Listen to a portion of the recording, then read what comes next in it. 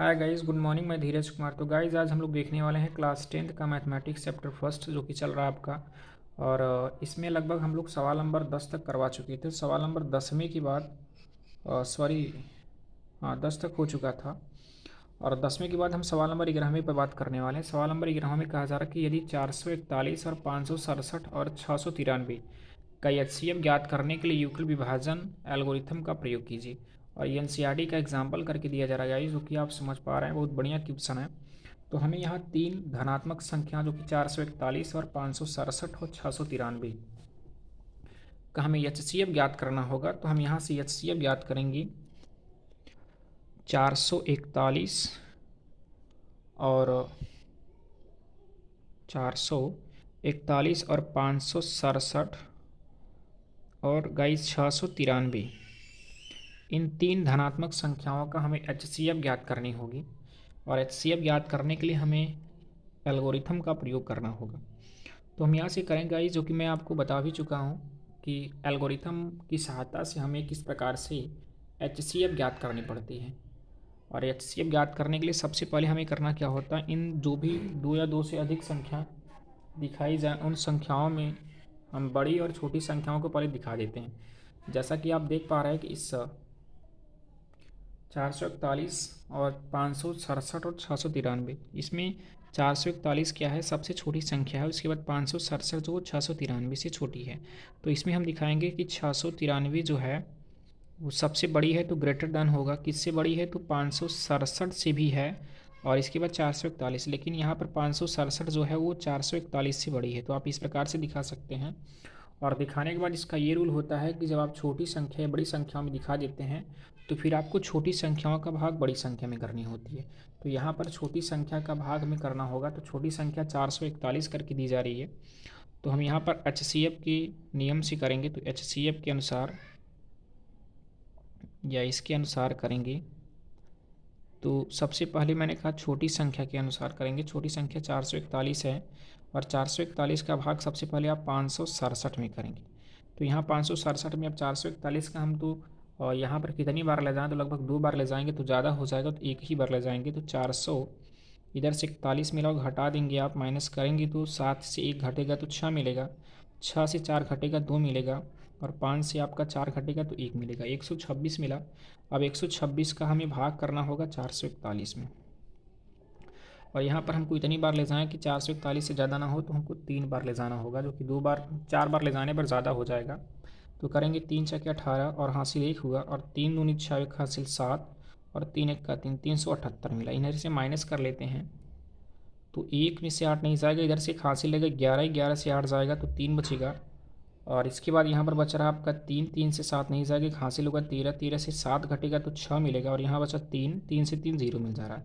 तो यहाँ 63 मिला। अब 63 का हम 126 के साथ करेंगे तो हम कितनी बार ले जाएँ, तो गाइज आप देख पा रहे हैं 2 बार ले जाने पर पूरी तरीके से कट जाएगा। तो 3 2 तिहाई 6 हो जाएगा, और 6 के 12, 2 6 के 12। यहाँ से देख पा रहे हैं कि शेषफल आपकी 0 मिल जा रही है।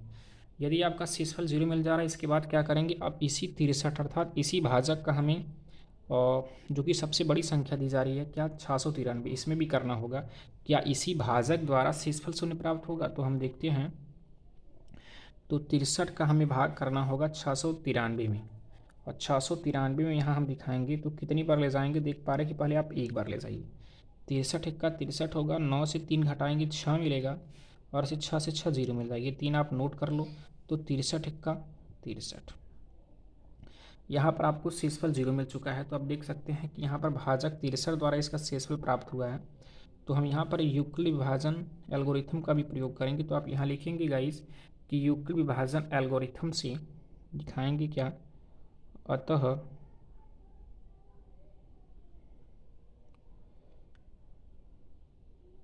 यूक्लिड विभाजन एल्गोरिथम से, यूक्लिड विभाजन एल्गोरिथम से दिखा सकते हैं, क्योंकि हमें यहाँ चरण बनानी पड़ती है। तो पहला जो हमारा चरण है वो होगा आपका 567 बराबर 441 और गुणे 1 करके शेषफल यहाँ 126 मिल रही है। और दिखा सकते हो आर नॉट इक्वल 0, क्योंकि यहाँ पर आर का मान अभी 0 नहीं मिल रहा है।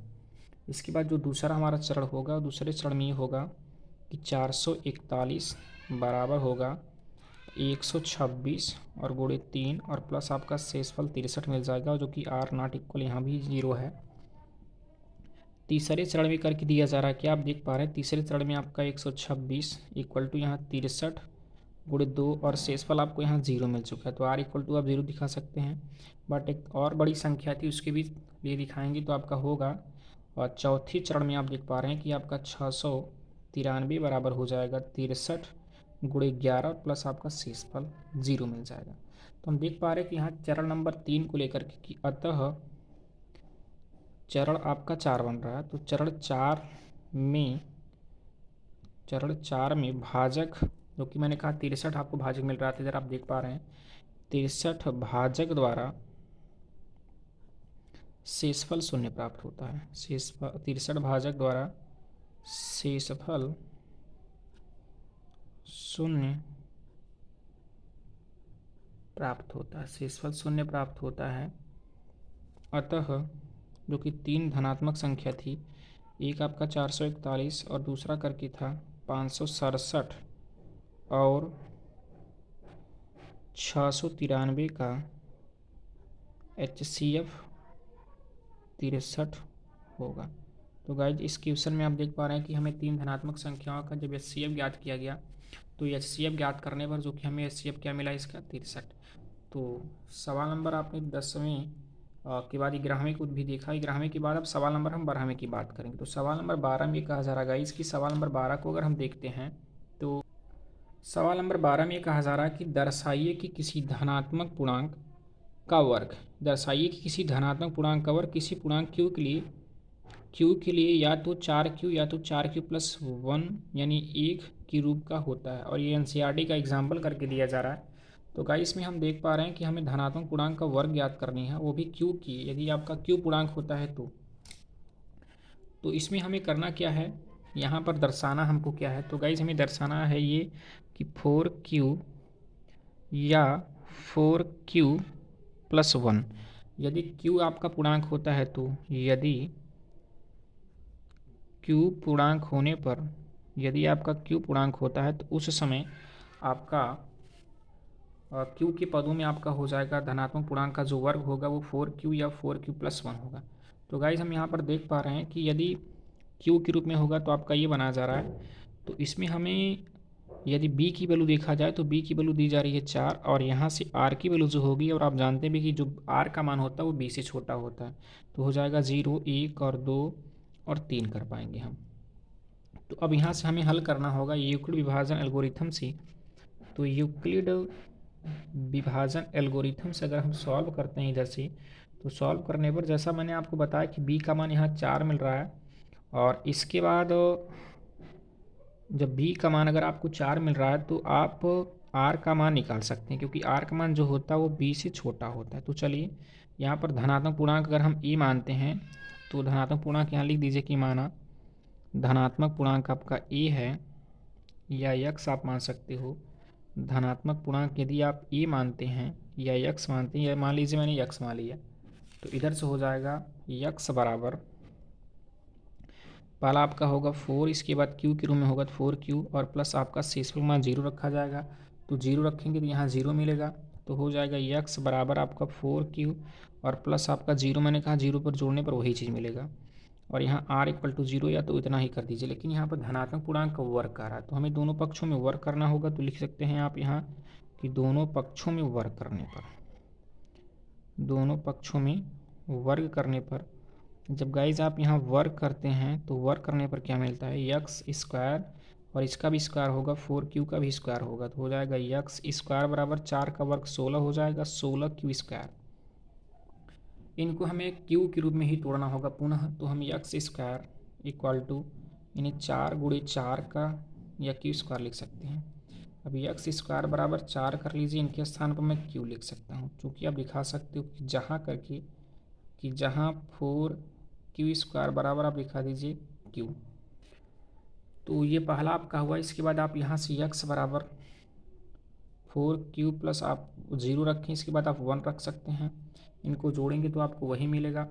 इसके बाद इनमें हम दोनों पक्षों में या धनात्मक पूर्णांकों का वर्ग करने के लिए करा, धनात्मक पूर्णांक आपका इधर से x रहा, तो अगर आप इसमें वर्ग करेंगे तो इसमें भी करना पड़ेगा, तो इसीलिए आप लिखेंगे दोनों पक्षों में वर्ग करने पर। जब आप दोनों पक्षों में वर्ग करते हैं, वर्ग करने पर जब आप वर्ग करेंगे तो हो जाएगा एक्स स्क्वायर बराबर 4q और +1 का होल स्क्वायर हो जाएगा।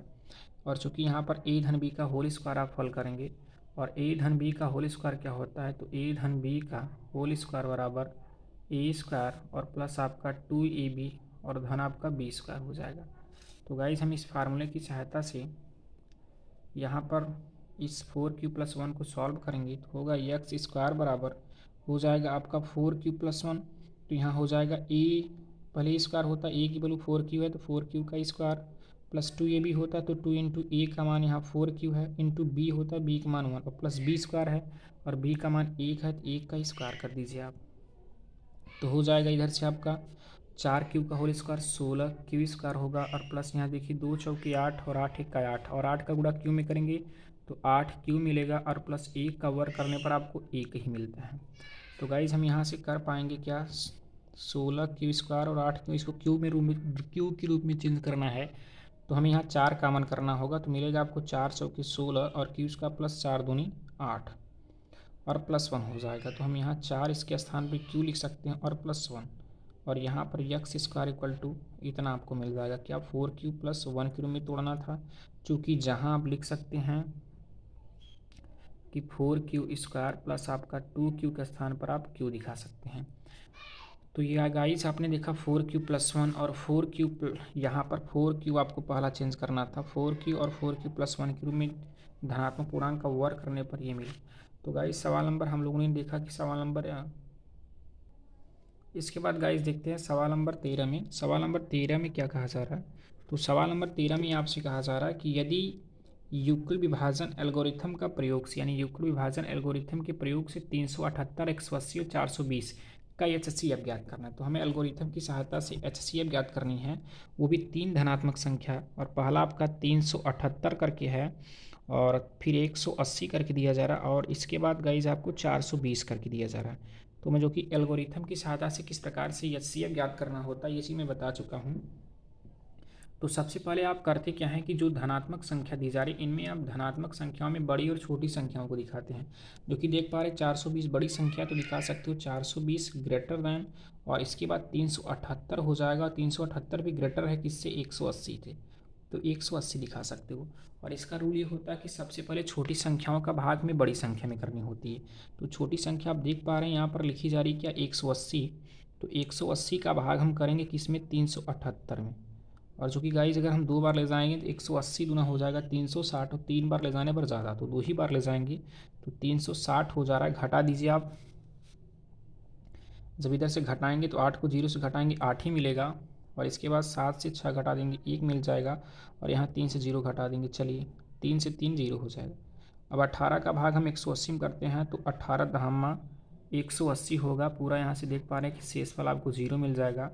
अब इसके बाद इसी 18 का हमें भाग करना होगा बड़ी संख्या 420 में, तो कर लेंगे 18 भागे 420 कर देंगे, तो जो कि हम यहाँ से कर पाएंगे क्या, जब 18 को 420 से करेंगे 2 बार ले जाइए, 18 दूना 36 हुआ, और यहाँ 12 में 2 में से 6 नहीं जाएगी, हासिल 12 में से 6 हुआ, 6 बचेगा, और यहाँ पर बचा आपके पास 3, 3 से 3 0, और यहाँ पर बचा 6, 6 का भाग आप 18 में करेंगे तो मिलेगा 6 तिरिक 18 मिल जाएगा, और यहाँ से 18 मिलने पर जो कि आप देख पा रहे हैं शेषफल 0 मिल जाएगा। तो मैंने कहा यहाँ देख पा रहे हो यदि एल्गोरिथम से करना होगा तो आप यहाँ एल्गोरिथम भी दिखाएंगे कि एल्गोरिथम से किस प्रकार से करेंगे आप।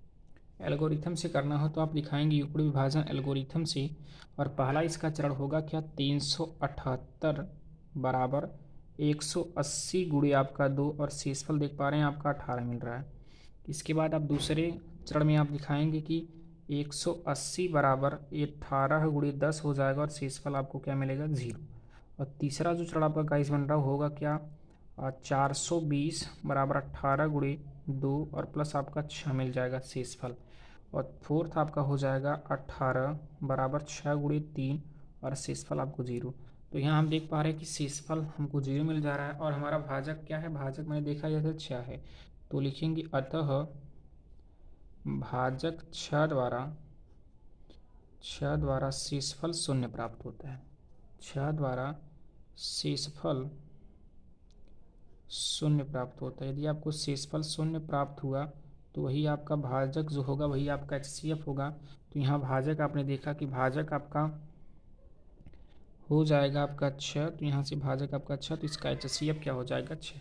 तो गाइस इसमें सवाल नंबर आप लोगों ने 13 तक देखा। इसकी अगली वीडियो में आपको सवाल नंबर 14 15 करवा दिया जाएगा, जो कि आपका एक्सरसाइज ये क्लियर हो जाएगा। तो गाइस आप यदि हमारे वीडियो आपको पसंद आ रहा है तो हमारे चैनल को सब्सक्राइब कीजिएगा और अपने दोस्तों में शेयर कीजिएगा और लाइक कीजिएगा। Thank you guys.